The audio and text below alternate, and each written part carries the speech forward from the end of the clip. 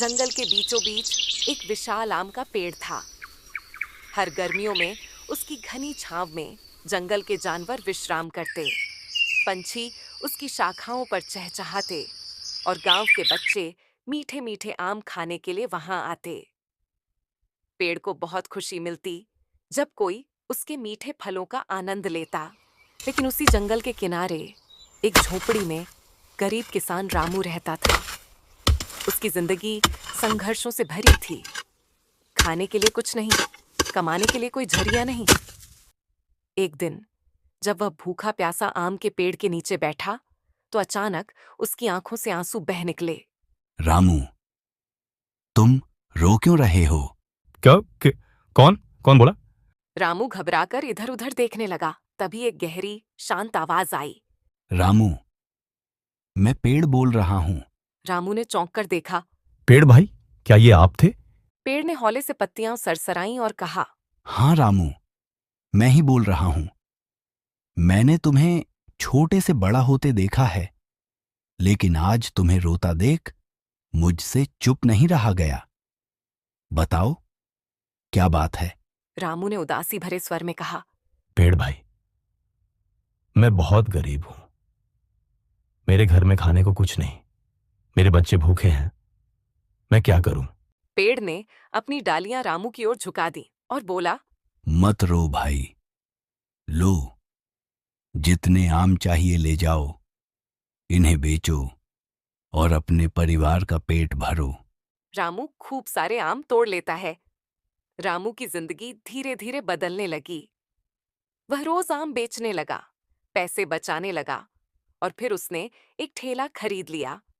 समय बीतता जाता है, लेकिन ठंड का मौसम आया और एक तूफान में उसका ठेला टूट गया। रामू फिर से पेड़ के नीचे आकर रोने लगा। पेड़ ने ये देखा तो उससे रहा न गया। उसने रामू से रोने का कारण पूछा। क्या हुआ रामू, तुम आज फिर से क्यों रो रहे हो? रामू ने रोते हुए बताया, अब मैं क्या करूं? मेरा ठेला टूट गया है और बढ़ई ने कहा है कि ठेला ठीक करने के लिए लकड़ी चाहिए, लेकिन मैं लकड़ी कहां से लाऊं?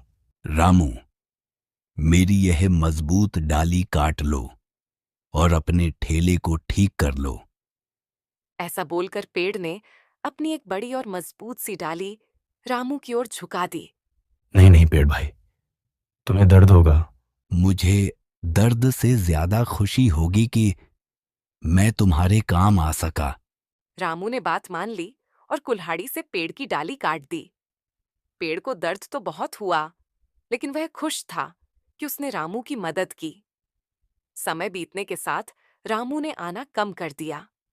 एक दिन फिर से रामू पेड़ के नीचे बैठा रो रहा था। अब क्या हुआ रामू, तुम फिर रो रहे हो? पेड़ भाई, इस बारिश में मेरी झोपड़ी की छत टूट गई है। मेरे बच्चे भीग रहे हैं, वो बीमार हो जाएंगे। ये सुनकर पेड़ ने कुछ देर सोचा और फिर बोला, रामू, मेरी सारी डालियां काट लो और अपने घर की छत बना लो। लेकिन पेड़ भाई, तुम्हारे पास फिर कुछ नहीं बचेगा। तुम जियोगे कैसे? रामू, अगर मैं तुम्हारे परिवार के लिए छत बन सकता हूं तो यही मेरी सबसे बड़ी खुशी होगी। रामू ने फिर पेड़ की बात मानकर कुल्हाड़ी उठाई और पेड़ की सारी डालियां काट दी।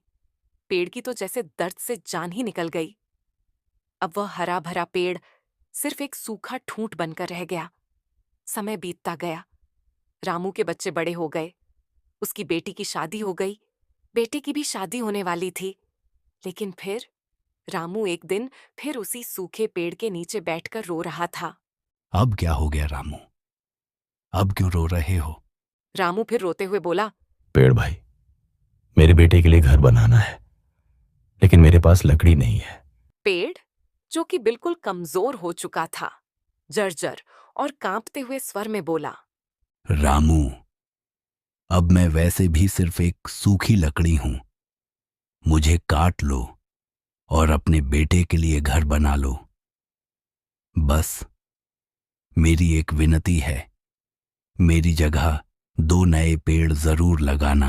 और ये कहते कहते पेड़ ने दम तोड़ दिया। रामू की आंखों में आंसू थे। उसने पेड़ को काटा और अपने बेटे के लिए घर बना दिया। लेकिन वह पेड़ की अंतिम इच्छा को नहीं भूला। रामू ने उसी जगह कई नए पेड़ लगाए, हर दिन उनकी देखभाल की और अपने बच्चों को भी यही सिखाया। वो आम का पेड़ तो चला गया, लेकिन उसकी छांव और उसकी सीख हमेशा के लिए रह गई।